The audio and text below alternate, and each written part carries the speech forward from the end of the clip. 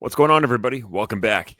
Today's guest is Tyler Hoover. Tyler is the co-host of the Antihero podcast, as well as the owner of Refracted Wolf Apparel and I guess you'd call him part owner of Counterculture Inc. Counterculture is actually the network that this podcast is a part of. If you want to go to Instagram and definitely follow Counterculture, it helps us grow and reach a bigger audience. We are actually hosting a live event coming in Jersey City the first week of April. And unfortunately, I can't make it down there for this. However, hopefully later on this summer, I will be hosting a live event in the Boston area. And if you guys have any recommendations on where that should be hosted, please let me know. You can shoot me a DM on Instagram or an email appointmentpodcast@gmail.com. I do have a few ideas of where it should be held within the Boston area in mind.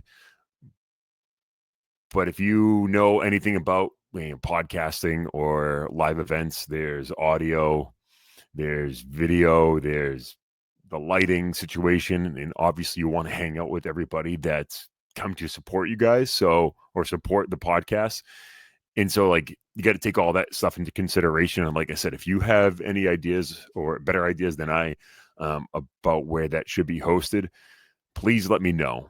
Go on Instagram, go to the Point Man Podcast, Antihero Podcast, and Counterculture, as well as the other podcasts that are associated with Counterculture. And please follow us.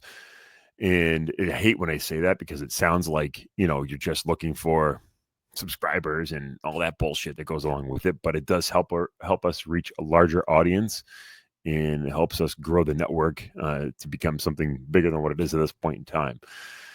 Like I said, Tyler was, I thank Tyler for sharing his time to come out here and actually have the interview and do the interview.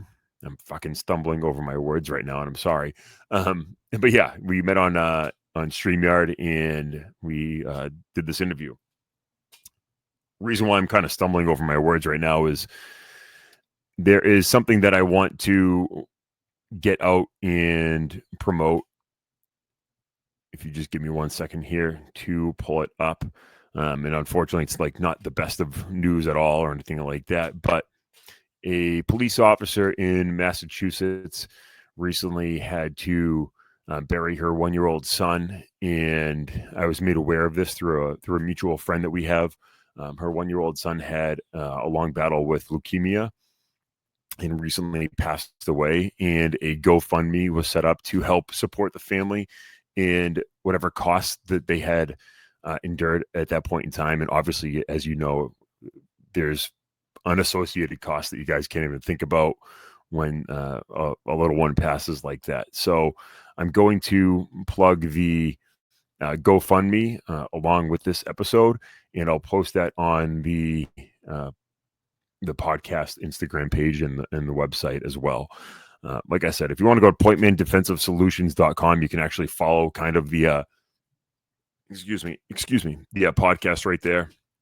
I'm trying to start the website or a website for the podcast in general, something that's shut up Siri, something that is not associated at all with my business, but on 2 different platforms. But if you go to pointmandefensivesolutions.com, you guys can buy merch soon. And yeah, like I said, just go to pointmandefensivesolutions.com. I'm kind of rambling right now, and I hate it. So getting back to it, I'll plug the GoFundMe for Officer Crystal. And I'm sorry, I believe her last name is pronounced Manzi. Like I said, her 1-year-old son, Ashton, recently passed away from leukemia. And I would like to plug the GoFundMe as part of this episode. All right, guys. With that being said, here's today's guest.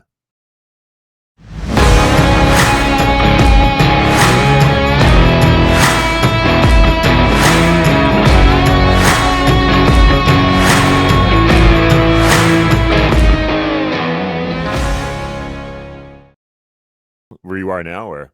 Mm-hmm. Nice. Yeah, we have an area where our main area is not conducive to remote podcasts like this. Yeah. So we have to have another area where when we come on remotely, like StreamYard or whatever, it's more conducive to that. Nice. Nice. How's that been going in the new setup with the new studio and moving everything over? It's cool. The studio setup's kind of the same as at the old place, Mm-hmm. but it's so like it's so techy that like once you get it working, you don't want to touch it. You're like, I just leave it. I leave everything the way it is. So like right now, currently, last night was our first live where nothing went wrong. So Yeah. I don't know that, but yeah, I mean I love the new studio. We have the big space out here to hang out in, and when people come, our old studio when they would come and be a guest, like we didn't really have anywhere them for to chill. And we'd Yeah. be awkwardly like, so now we have an entire lounge area, TV, snacks, drinks, couches, Oh, bar. that's good. Uh-huh. That's awesome. I mean, it's like I don't know if you know anything about mine or if you listened to the past, but I took a few years off between from the podcast between moving from New Hampshire down to Mass, and with the now I have a 2.5-year-old son running around, and the quote unquote podcast studio is downstairs in the basement, and I'm surrounded by 2.5-year-old boy stuff, and so Mhm. it must be nice to have your own place that's like dedicated to that and actually Yeah, have it dude. set up professionally and all that. Because no matter what, your family does not care that you're working. They like Yeah. my wife and my kids do not see it as work. They see it as you're home. Do you mind doing this? And then like it's just easier to come. I can come do a place like when you got to do like, well, I've got to cut this. I've got to cut this reel. I got to shoot this commercial for the sponsor. I've got to do this, and that. Yeah. I got to upload the audio that all got all messed up. Like you can get in a place that's meant for work. You can get it done in an hour and a half, as opposed to it being an all day event, getting interrupted all day at home. Yeah, because she just put on the Roomba upstairs. I'm like, babe, you can't do It's that right now. Like, come on, yeah. I can hear everything echoing throughout the house. And I was recording an interview with, I mean, this is just recently, but Seth Gell, and he was on Andy's podcast a few weeks prior to coming on to mine. And my dog is, and he's in, I don't know if you listen to his or anything, but he's a vet, and he wrote a book and talking about the experiences he had gone through in his life and being raped and all that sort of stuff. But not to bring down the mood of the podcast, but as we're talking, he's going into basically like this moment of going through the being raped like over 200 times. And obviously I get the camera, and there's, like I said, all this shit in the background from my kid. My bomb dog that I had, he's currently, or he was at the time, pile driving a fucking pillow in the background. And I'm like, dude, like, come on now. I'm trying to keep a straight face. Like, Yeah, this guy's breaking down like on the camera to me. I'm like, oh fuck, this is yeah. you know. Wondering what's being picked up in the mic and what isn't. Yeah, exactly. I'm trying not to fucking throw something at the dog at that point in time. Like, dude, can you not do this right now? But dude, yeah, it's the podcast game itself. Mine has been a couple of years. Like, I think I started in around 2020, and I took a couple of years off from it. But Yeah, yours is it's I mean, it's decent size.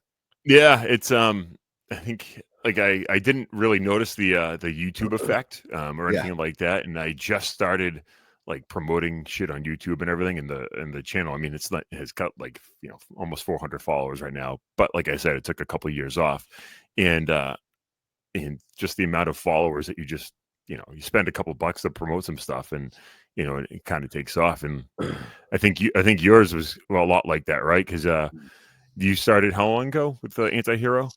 2 years ago, give or take, just two and some change. Yeah, and it was just you in the beginning, right?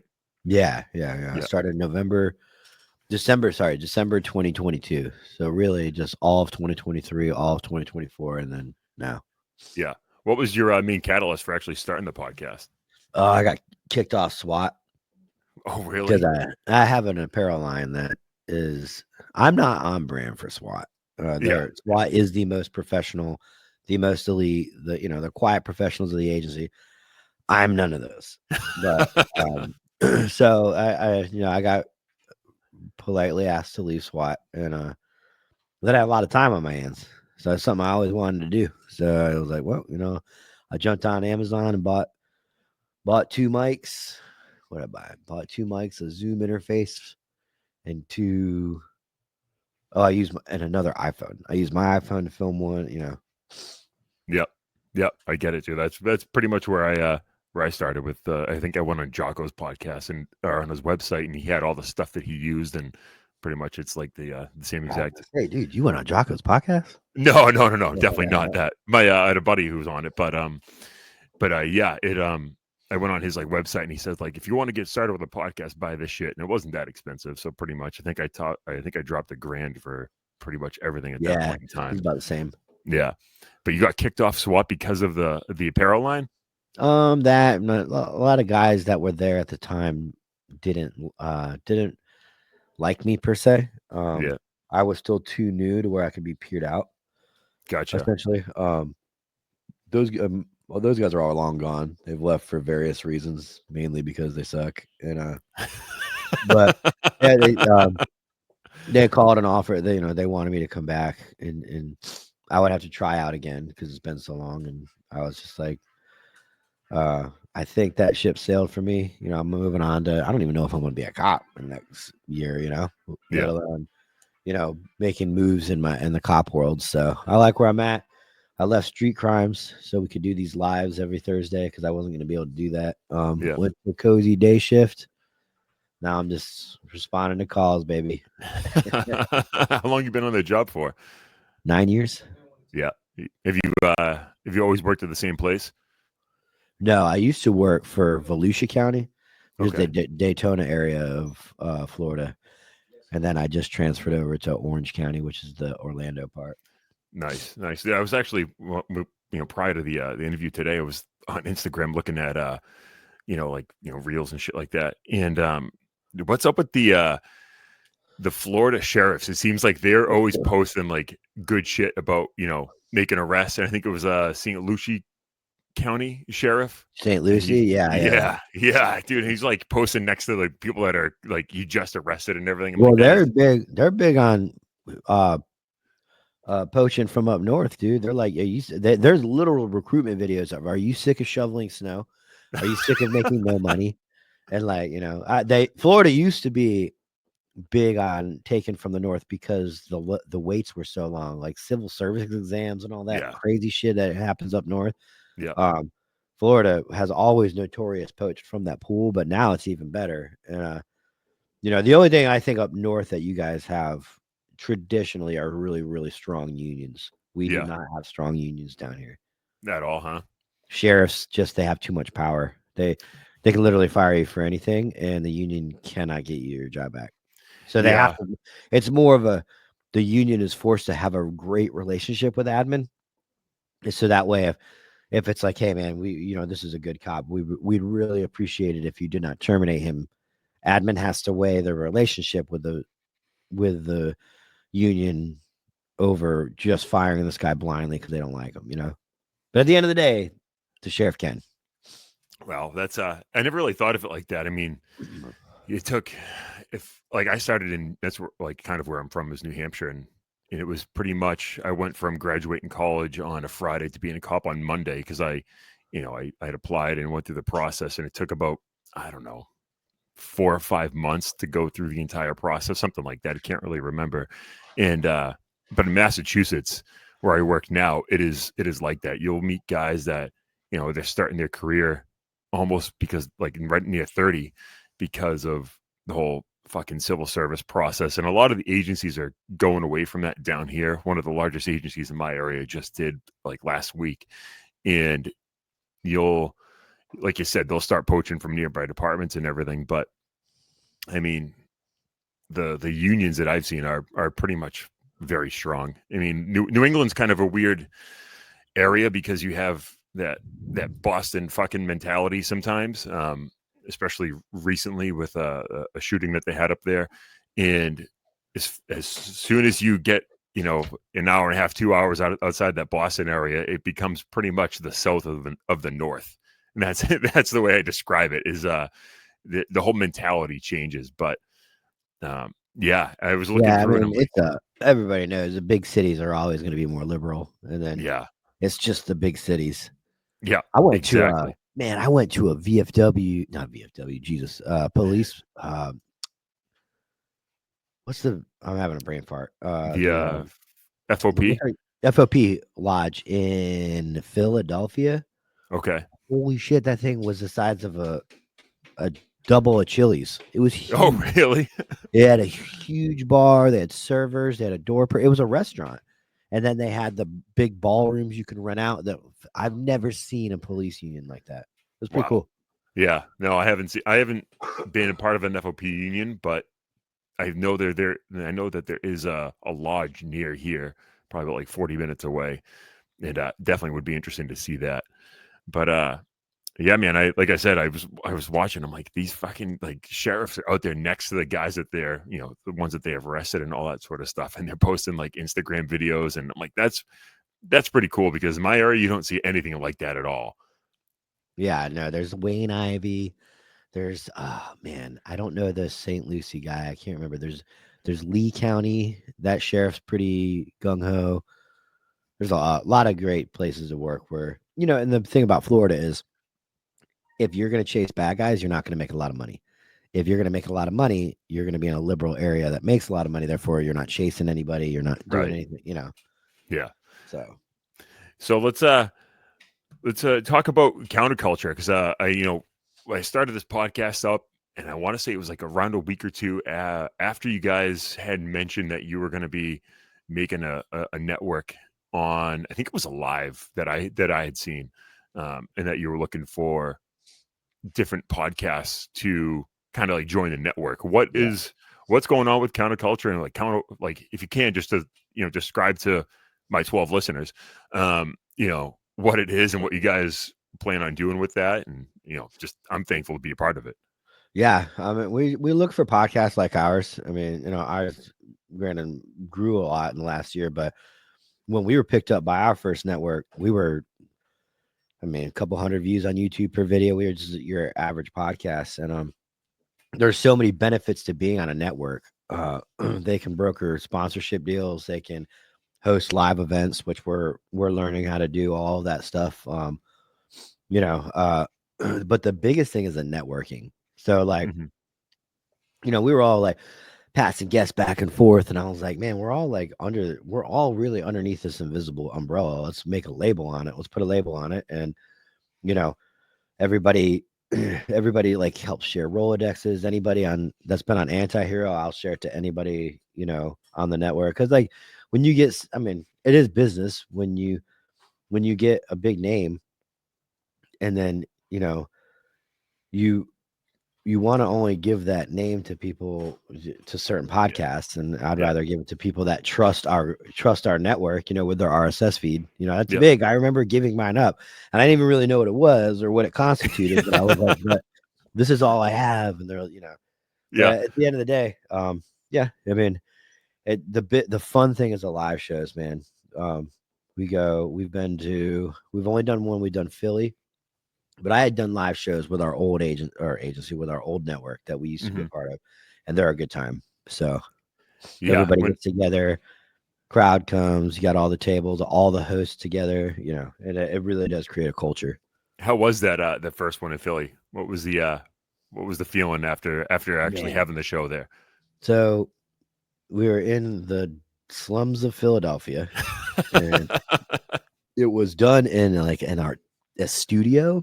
The best way to describe it is like it was a studio downtown, and or just outside of downtown, and you rented it out. And so some places were like really nice. You could have like different events there, and we did it there. So, but we had to get a sound guy, which obviously you need a tech guy. But then we had like the bartenders were separate. Everything was third party because you essentially just had this big room and you had to facilitate everything that you wanted there. So, and then as soon as we were done, they started breaking it down, and we're like, you know what? From now on, we're going to do it at like a bar, cigar lounge, something where they have everything there and they're not going to close because we want to, as soon as we wrap up, man, there's tons of people there that came for each and every podcast, the hometown people that hosted it, They Yep. have, their friends there. We don't want to be rude and just like be like, all right, later. So, Yeah, but good place to actually like, hang out with everybody yeah, afterwards. You know what I mean? that's the It's whole point of it. yeah, exactly. People get to know you and you just, kind of, relax and just hang out with them after. That's I wanted to make my way down to Jersey City for the next one, but like I said, I myself just transferred departments and I think I have a total of like fucking 10 days off right now, maybe. So I won't be able to do that. But no, if I can, I want to get everybody up to this area. Is How close are message. you? How close? We'll talk. Remind me after this. We'll talk afterwards. We'll get Yeah, yeah, something. yeah, It'll yeah. be fun. Yeah, no, definitely. Because Massachusetts itself, it's a weird area. In New Hampshire, there's Sig Sauer. There's in a lot of other companies like Ridgeline Defense. There's a lot of vets and obviously law enforcement just kicking around, and they come out to support their own all the time. And it would be great to have, maybe even having it at the FOP might be an option. But yeah, Yeah. we'll talk. We went to, okay, here's the thing. We got hosted in Philly by Good Cop, Bad Cop.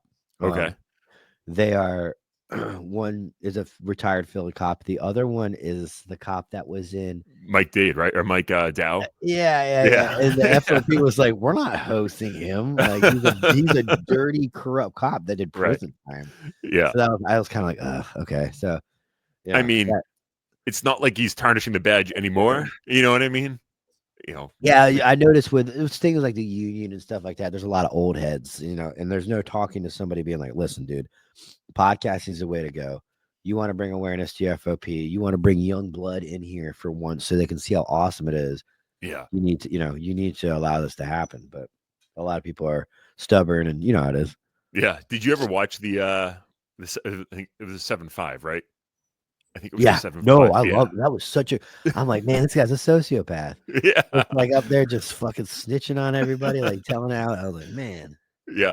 And it turns out now you're basically starting to work alongside him.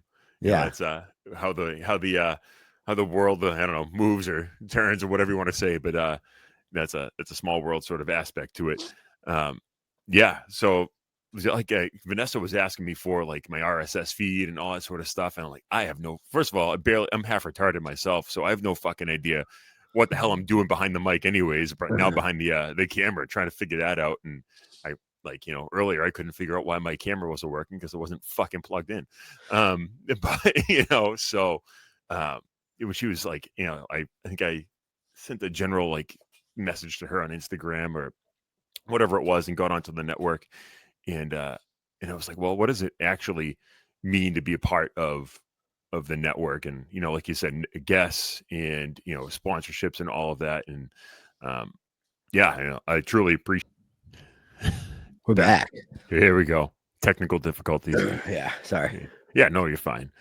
But yeah, like I said, I think what was I talking about? Oh yeah, I reached out to Vanessa and she's like, yeah, can you get me your RSS feed? And I was kind of like, obviously I gave it up pretty much. I think I was having some trouble with Megaphone in the beginning, but Oh yeah, try explaining to somebody what an RSS feed is. I was like, all right, so what it is, it's like, all right, your podcast is the car, and the RSS feed is the road, and you need the yeah, car to get places. And people are like, I still don't get it. And I was like, I don't get I don't get it either. Yeah, it. but yeah, no, like I said, it's I'm thankful to be on the network and to contribute with a couple of downloads here and there, and Yeah, I make mean, sure. like the model for it pretty much is this juvenile stage of it is really to tier podcasts out. So, I was always like we were part of a podcast or that network, and they had no like. I'm like, you have like a farm club or like a feeder program, and they were like, what? And I was like, well, out of 10 podcasts that are starting out and aren't really awesome yet and really haven't found their groove, one of them's gonna bang. I was like, why wouldn't you want to have like a Yeah, farm club, And so it'll essentially be like a place where certain podcasts are newer. They can go cut their teeth. They can go learn. They can network, ask questions, have all that experience. And then there's going to be the ones that have been around for a little bit, like yours, that are putting out an episode a week, that are more dedicated. And, when the other ones start seeing those ones get sponsors and doing well, it kind of shows you like, okay, it puts the path right in front of them, and then and they can either execute or not. Some people love just having a hobby, and Yep. they don't expect to make any money out of it, and they put their time in accordingly. But other people, they're willing to learn, they're willing to do what they have to do but a lot of people don't know what they have to do. Like if Yeah. Exactly. I tell people an episode a week without fail, you will not grow without it. Yep. Social media will not grow without it, which means that you have to have a YouTube channel. Probably won't grow without it, and Mm-hmm. so those are three paramount things that podcast. But if they're like, I don't know, man, I don't want to start a YouTube, but they see the other ones, maybe all right, well, we'll start a YouTube because it's working for the other ones. So Yeah. Yeah. That's pretty much where I was, man. Like, 'cause it's, I hate spending hours a day on my phone as it is. And then, obviously, like, you can go on social media on your computer, but like, I guess the point behind it just is, I hated being like having to be attached to it and doing shorts and doing reels and all that other bullshit that goes alongside with social media and getting stuff out there to grow your brand essentially. And then you're like, fuck, I actually have to do it. And like, I think I was talking to Vanessa. I'm like, I asked her, I'm like, who does all your social media? Because like, dude, if it was you the entire time, like you have no time dedicated to yourself or your family and or work. You know what I mean? yeah, And there's just so much that goes behind it. yeah. I've been doing social media since day one, and the only reason why is because I know more. I know my product more than AI does. Right. That's how like genuine our brand is that I know, AI is going to get it close, but it's only going to put it what they're going to try to compare it to what's hot currently, Yeah. like what's trending. And I know what'll pop just based off of our audience. So I still continually, I do all of our social media and I do all the post editing for episodes and just because I want to have my hands on it. Yeah. Yeah. Dude, that's dedication, man. Like you said, that's the breaking point between like a hobby and then making it a business is Yeah, I having mean, that just like time. I was saying, like the old lady, like you're on your phone, you've been on your phone. I'm cutting a reel, like I'm Yeah. not on Instagram, like scrolling, like, but they don't get that, It's Yeah. like Yeah. I It's get like, told put your phone down at dinner, like that can wait, whatever it is can wait. So yeah. Yeah. It's a lot of work. But I think especially within law enforcement, like, it's it's a missed avenue because like we even saying earlier that you need to have some sort of like Instagram out there doing stuff and trying to poach others and getting people down from the north down to Florida. But I think where law enforcement misses is like, especially guys when they get towards, or men or women when they get towards like retirement age, they need to have some sort of out. You know what I mean? They need to have a business, start a small business, and like make their transition, if you want to call it that, yeah, a little bit easier because when guys will retire and not know what to fucking do with themselves, and then they're dead within 6 months. And they have to have some sort of like not offboarding, but I don't know, well, call it a here's a controversial topic. I tell people all the time, do not wait until you retire and then come and try to be the ultimate podcaster. I was like, you're not yeah, like, you're just like you by showing you waited till you retired shows that you play it safe.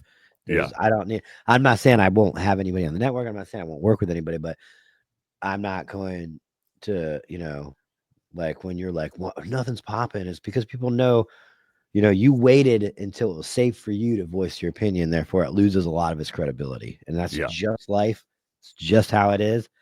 And but same thing with um, like trying to think of a good comparison. Like there's podcasters, and then there's like authors, right? We get you. I mean, you probably do. If not, you will get public.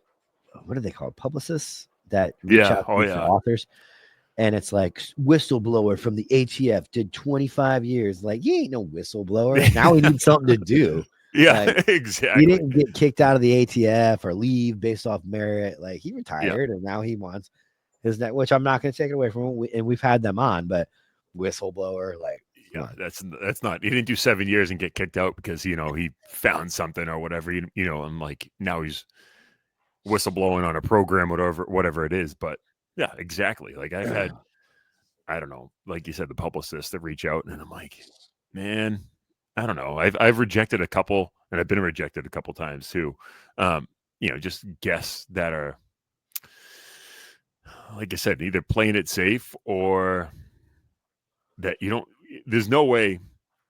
Sometimes for me, because I'm dude, I'm a couple of vets have come in. I've been in the reserves since I enlisted at 30, so I've been in the reserves going on 8 years this year, and in the guard, and there's no way for me to be able to vet a lot of the stories. And I'm not trying to get into the TK realm or anything like that, but I'm just saying Yeah. in general, he's like, a friend, associate, whatever you want to call him, of mine is like, yeah, I come on the podcast and wear a hood and all this sort of stuff and talk about this open program. I'm like, man, I don't fucking believe you with what you have to say in general. So I'm like, Yeah. and I'm like, there's no way for me to be able to vet what he wants to talk about or whatever it is. And to be honest, I don't even know where I was going with that, but, yeah, Oh, it's just like having people on, man. Sometimes here, I I I look into someone's character so much to where I'm like, if you are so about yourself to where you hire a publicist for your book that's not selling, and you yeah, you can't reach out to me personally, like I already have a bad taste in my mouth. Like yeah, not necessarily they're a bad person, but come on, you're not, selling a million copies of your book, So yeah. Yeah, exactly. I get it, man. The podcast itself, what was the jumping off point for basically like exploding? You know what I mean? Going from those couple thousand followers to where I think you guys have just over 100,000 now, right? yeah, on Was it, YouTube, yeah. yeah, was it the Rob O'Neill story or anything like, something like that? Was Yeah, that the one? there was a time in 2023, it's around the July or August time. Um, so before that, I had Brent come on episode 12 as a Mhm. guest, and he it did phenomenal. It was like it was the coolest guest I've ever had at the time. I was interviewing my friends, Yeah, I my don't. family, I trust me, I get it. and I was like, oh man. So and then I hit him up a couple months later. I was like, hey man, you got to come back on the podcast. He's like, yeah, I got a cigar line now. Let's do it. And on that podcast, he was a guest, episode 34, 35, I don't know. And he goes in passing, everybody knows Osama bin Laden didn't, or Robin Hood didn't kill Osama bin Laden. And I was like, wait. Say that again. And he said it, and then I clipped it into a reel. And to be fair, that he only talked about it for like 2 minutes on that podcast. Well, then the reel hit millions on every platform, and it made its way to Rob O'Neill within a couple days. And so he was like, I have to do a full breakdown on how Rob O'Neill didn't do it. So he did on episode 37, still wasn't with the podcast. And I was like, I'd already been looking at the next business move for the podcast. Like had seen it kind of plateau, and I had decided that a co-host was the next step. It was just a Yeah, matter of who. yeah. And I was like, Brent, you're it. You are the co-host, And he was like, let's do it. And ever since then, we've been trudging. Yeah, I think it was, to be completely like transparent, I guess, like I think it was that real that initially I was like, man, I don't know about this podcast or whatever it was. It kind of made me, I only have so much time to consume stuff in my Yeah. life, you know what I mean? And yeah. And Sorry. I was like, no, you're good, dude, you're good. And it was like I only have so much time to consume things in my life on my phone between drives and all that sort of stuff. And I'm like, man, I don't know, like, and it kind of turned me off in the beginning. And then a bunch of guys that are in my unit are like, no, you got to give the Antihero guys a listen. And I did. And I was like, you know what? I'm completely glad for it now because it's opened my eyes. And not to say that like I was turned off, but like you hit it with that clip. And I just didn't have the time to go back and listen to the entire episode at that point in time. And now I have, and all that sort of stuff. What was the initial, like, from like hosting the podcast and being the quote unquote owner of it? Obviously you are, but like, what was the biggest like overwhelming like moment of it? Did you guys struggle to keep up with the amount of, like now you're expected to produce better quality, better guests, all that sort of stuff. Like, did you guys like take a step back from that at all, or contemplate that, or just ride the flow and keep going with it? We definitely hit points where you could tell we did not know what we were doing. There was a time when hold on 1 second. No, you're good.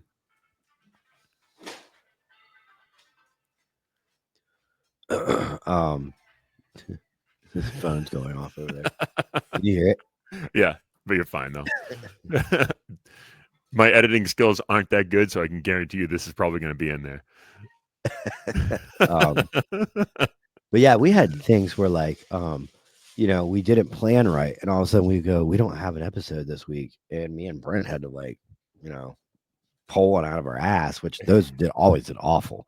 Yeah. Just you could just tell. I don't know if people were just like, there was times where we're like, we don't have anybody scheduled, because we were letting, we just weren't balancing it very well. There was, when Brent came on, he was kind of having to weigh how much he really wanted to be involved. Did he want to just be a talking head, right, or did he want to be really involved with the business? And then when it started taking off for us, we were like, man, we need to treat this like a real business, like, So that's essentially kind of like when we decided like we'll start treating this like a small business, and I had to put other things aside or minimize a little bit that I was doing on my other businesses and focus on this and actually run it, because it's probably more successful than a lot of the other stuff we're doing.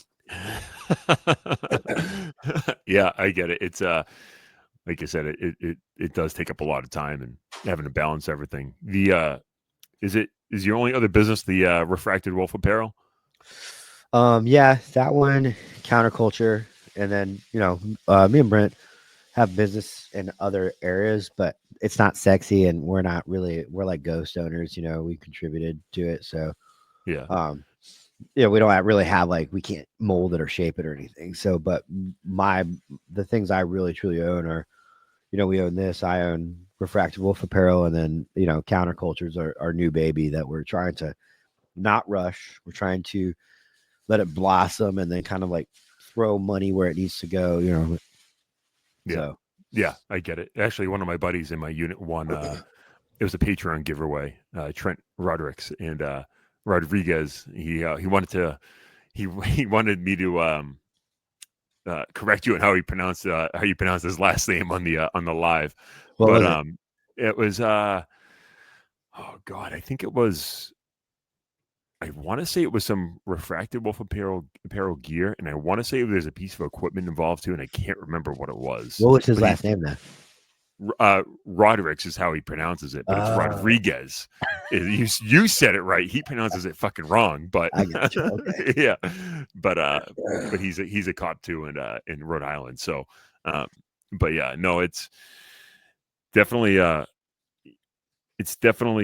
good to have a lot of outside ventures outside of law enforcement itself, and just to help.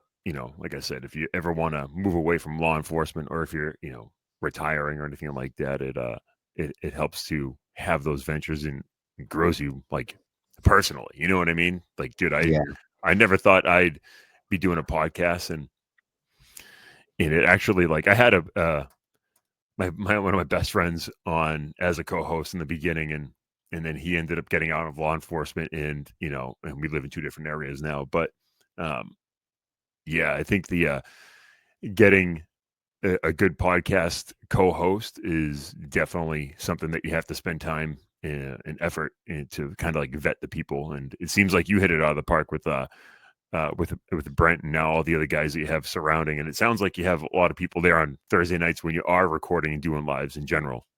Yeah, I mean, you just eventually, like, I mean, I don't know. It's weird. I'm not trying to be like, it started in the den of my house, but it did.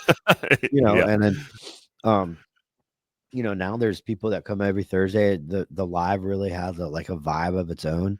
And there's people that now are flying here all the time and hang out, and that's probably the coolest part. So that's kind of like where we want to play Counterculture, and eventually everybody get to that point where they're happy and moving or like flying into where you are isn't a thing. It's just It just it's not like happens. right now. Like we're both like, dude, yeah, like plane tickets are like $500, and I don't have that kind of money. But in theory, hopefully the network can, as it grows, can fund stuff like that. Like, yeah, I want to go on his podcast. Can the network cover it or contribute to it? And go from there. Yeah, that would be great. It's it seems like a bunch of good people so far that are involved in the the group chat. The group chat blows up with a few specific names all the time, and on Signal, and you Yeah. see who's involved all the time with the memes that are getting passed around, um and yeah, but I do have a couple like random questions. I Mhm. actually look back to my notepad, like I don't know if Brent ever does, but No, he doesn't, and then he lies and says he does, and he doesn't.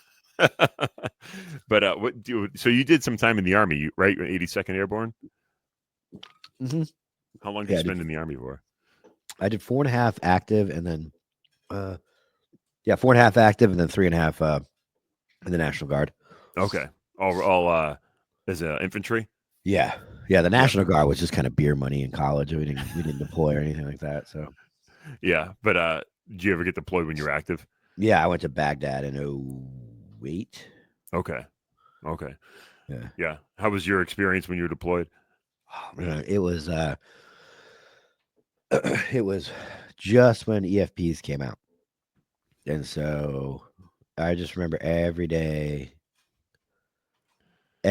was like, and not to sound cheesy, but like every day was like I was prepared to die in the most horrific, awful, molten copper, fiery way. And that's Right, just because I was the lead truck gunner, and that's where they were targeting. They wanted the lead truck gunner first, stop the convoy, stop the threat, and then, if they had any secondaries or ambush, they were going to hit the rest. But lead truck gunners is where they wanted to target. So I made peace with every day, sometimes twice a day, rolling out, and that was it. And it never happened. So, well, fucking thankfully. thank God, right? That's good. I haven't had the opportunity yet, but so you did your 4.5 years and then came back, and I was listening to, I think it was was it your wife that was interviewing you in your first podcast? Oh yeah, back ex-wife. Yeah, back in the day. Okay, Yeah. yeah. Oh yeah, the Sorry about number that. one. Yeah, No, yeah, episode episode one. number one. Yeah, yeah. Yeah, so I was listening. I'm That not. you I'm came. pretty sure the microphones weren't even working. If you go back and listen to it, you're like, this sounds like it's literally coming through the camera. Dude, I've had to. I interviewed um, John Guarnieri, who's Spirit Talk.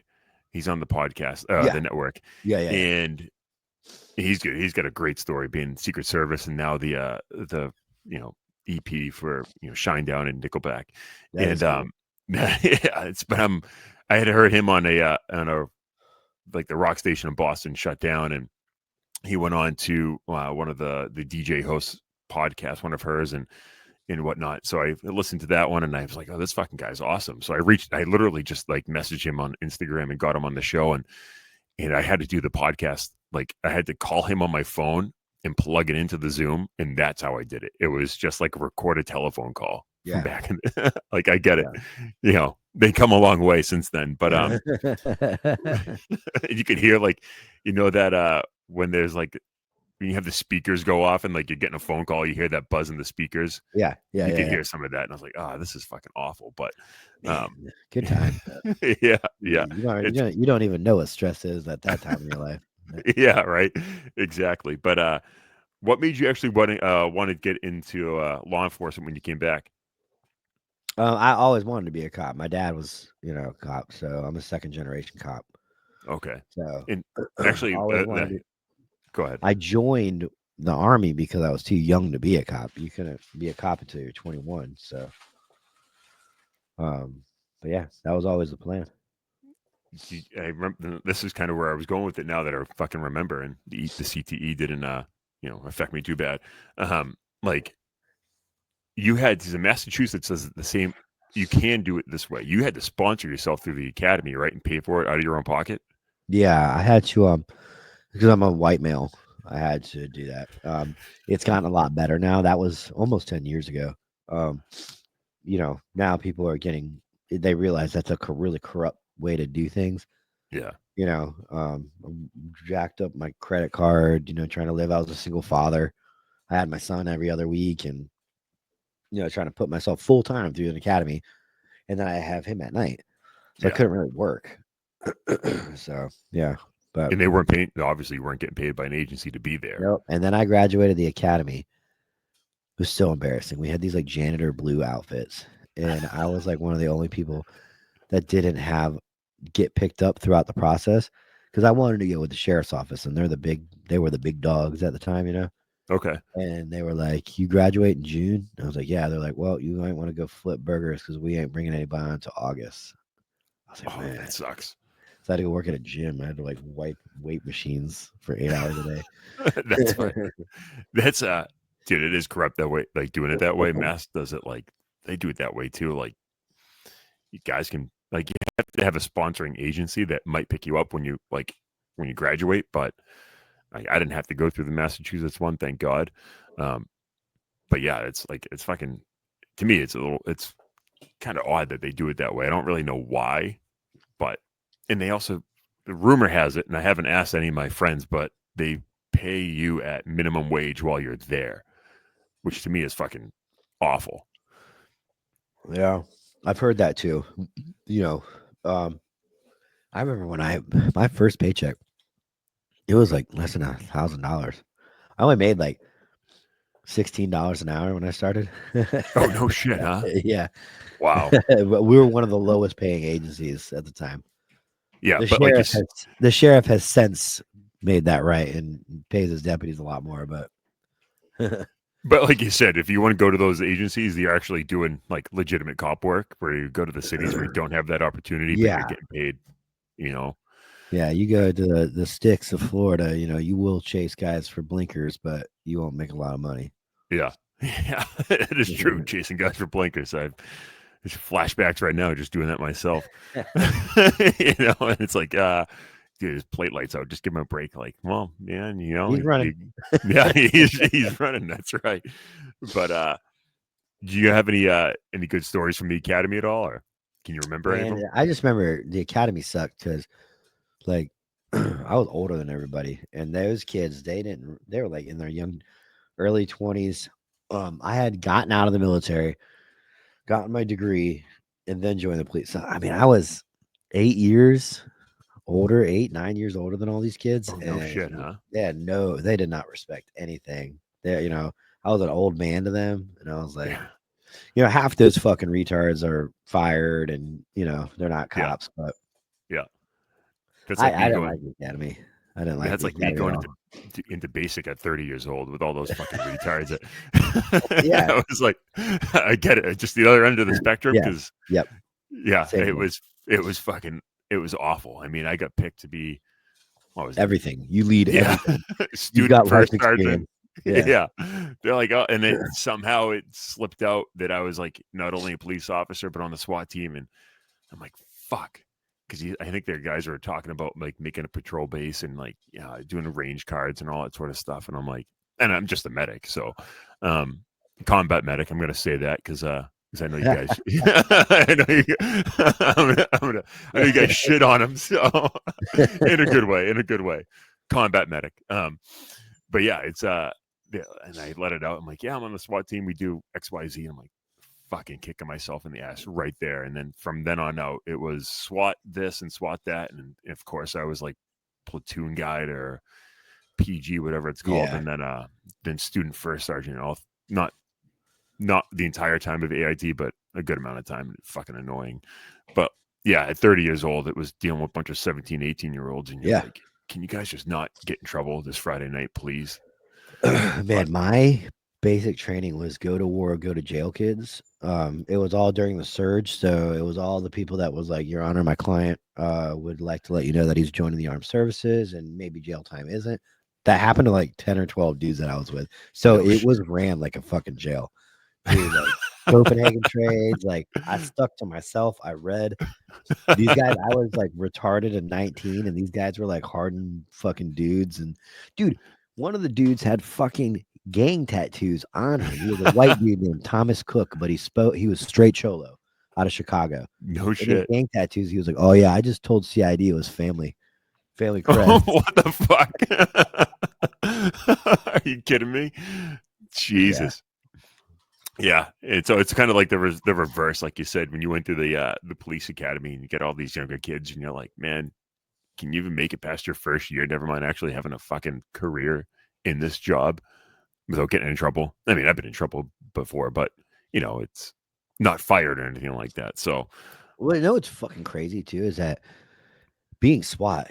I mean, the average person is not going to understand this, but you are trained way better on SWAT than you are in the military because yeah, on SWAT, you literally take all the information from the tier guys, the tier 1 and tier 2 guys, where in the military you don't get to train with them. You don't get any yeah, training. they don't So even on look at you. SWAT, you're getting trained from the best, and in the military, if you're average, conventional forces, you're not getting trained by those guys. You never even see those guys. Yeah, yeah, yeah, exactly. Never mind. You don't even see him. Never mind. Like if you actually walk by him, you're going to talk to him. And You then, know what I mean? when I was on the team, we were shooting. I mean, we had like team training once a week, but then you had unlimited ammo. You could go to Yeah. range every day, dude. I shot a million times more than I ever shot in the military, and I was infantry.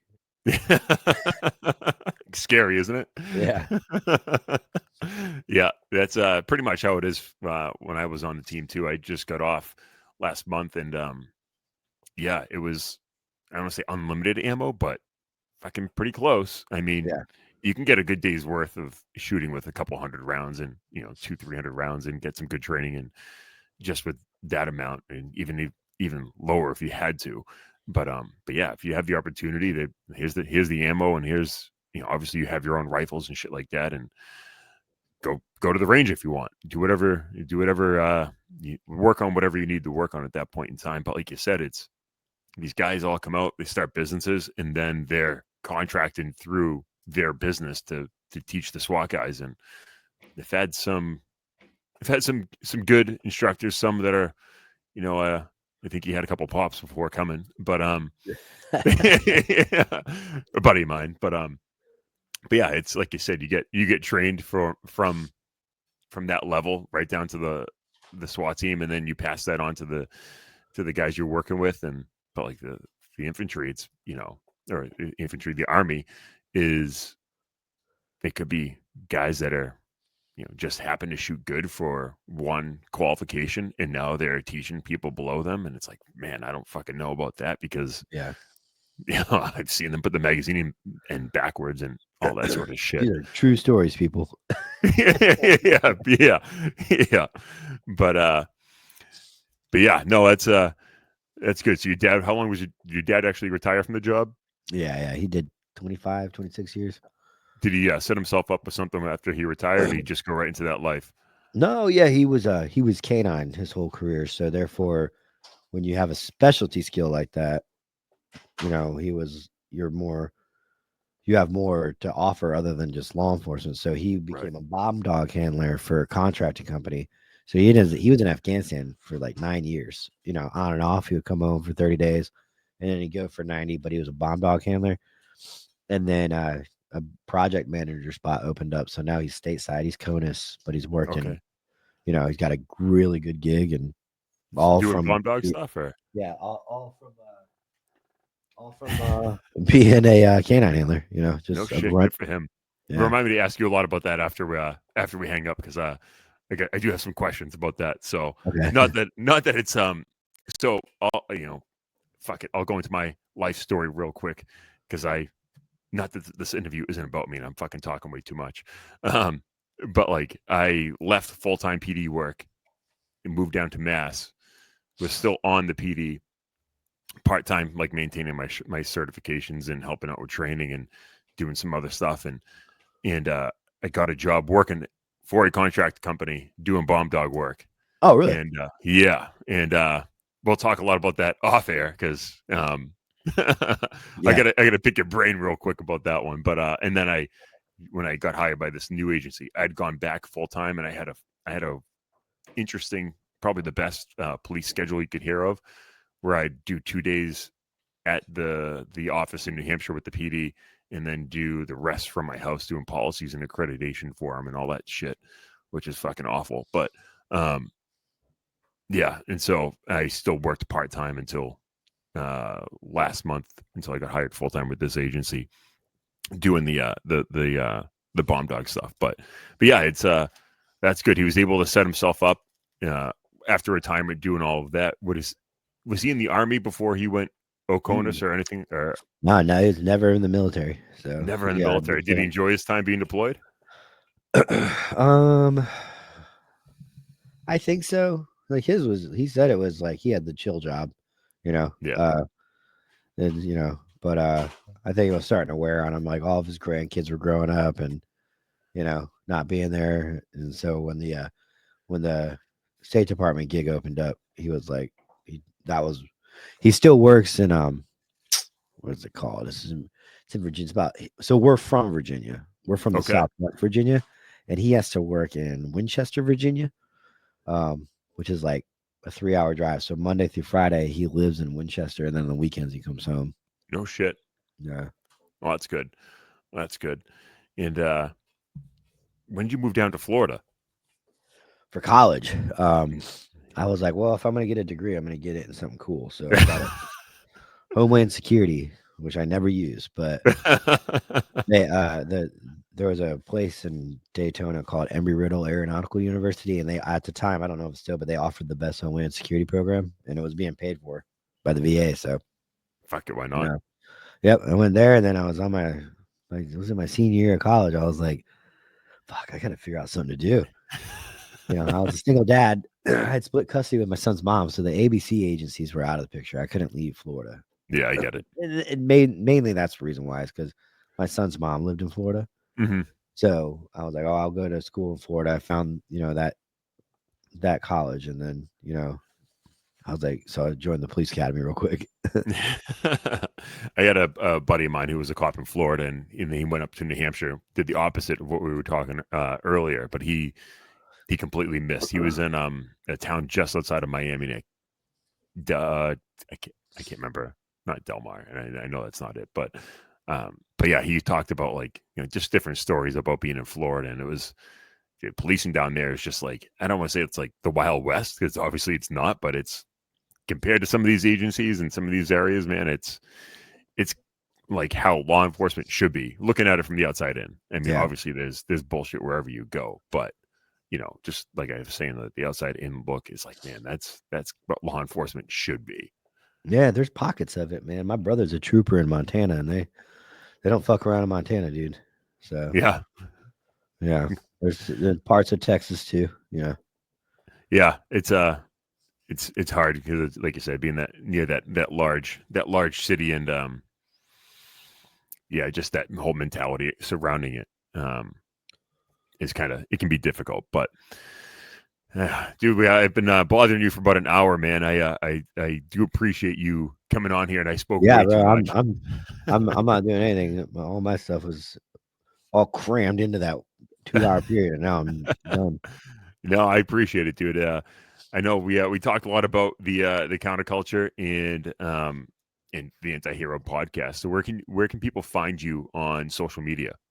Oh man, I got like 8 different Instagrams, but mine's Sucker Free Sunday. The Refracted Wolf Apparel has an Instagram. Antihero Podcast has an Instagram. Counterculture has an Instagram. One of those. You're just gonna roll it all into one day, or you're just gonna keep them all separate? Nah, man, you gotta keep it separate.